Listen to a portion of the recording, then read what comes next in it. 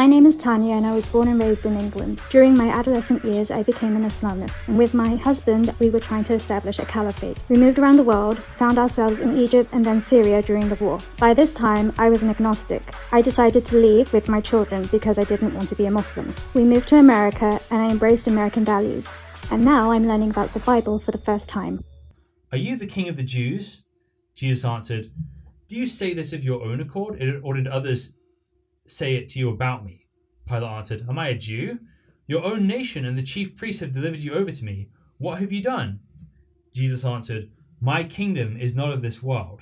If my kingdom were of this world, my servants would have been fighting that I might not be delivered over to the Jews.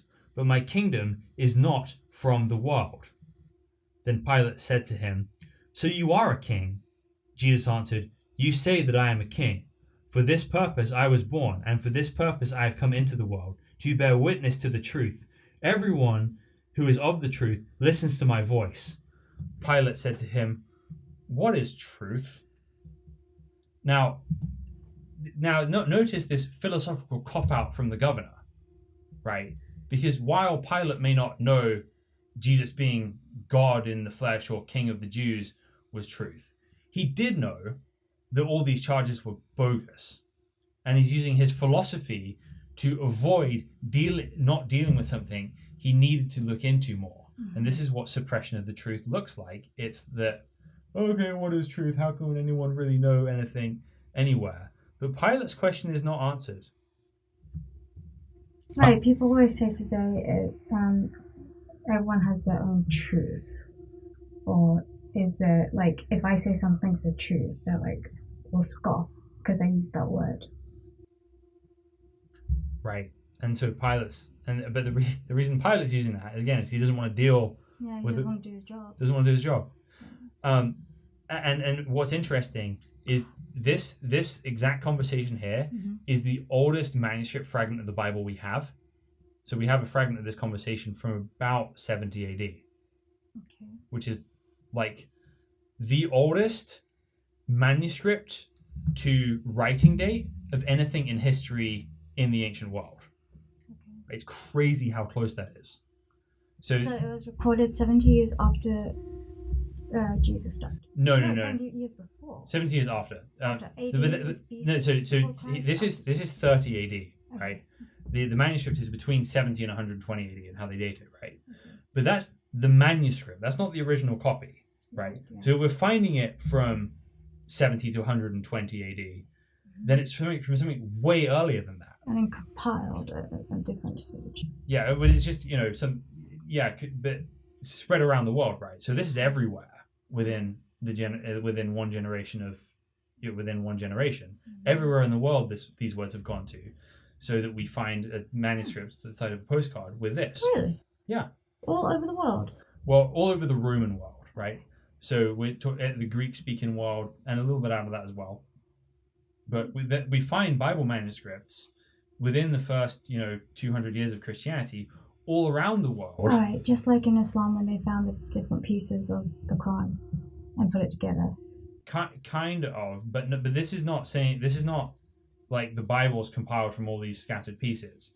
That people have the Bible before this, but there's just widespread evidence of it that we can access today, right? So that evidence in Islam, right? We can't access that because Uthman burned those manuscripts, right? This is not like the process.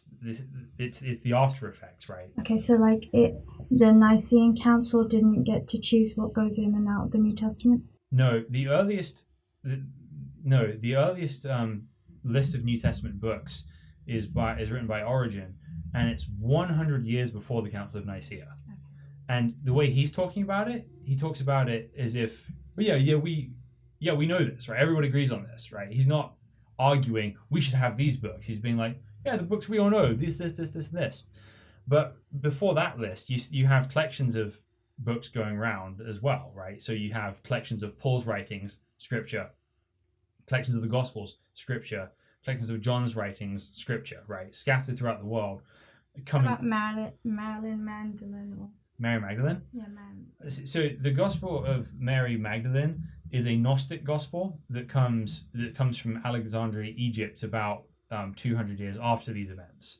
And you can tell that because the names, again, we look at the geography here, clearly there's someone who lived there. We read the Gospel of Mary Magdalene, it's clearly from someone who did not live there, right? Because they get all the geography and the names wrong. So to speak. Yeah.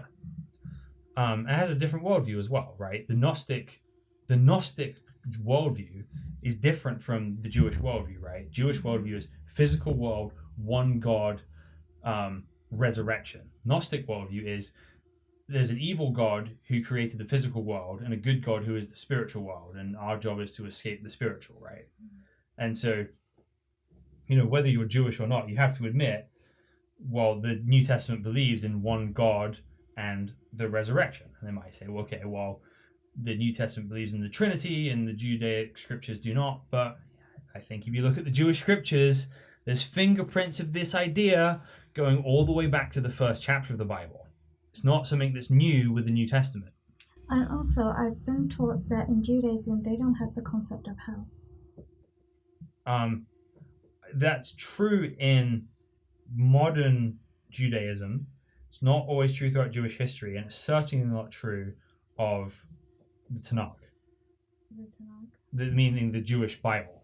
Okay. Right, so you'll find references to, Yeah, I've heard, like in the Talmud, rabbis damn Jesus to hell. Mm-hmm.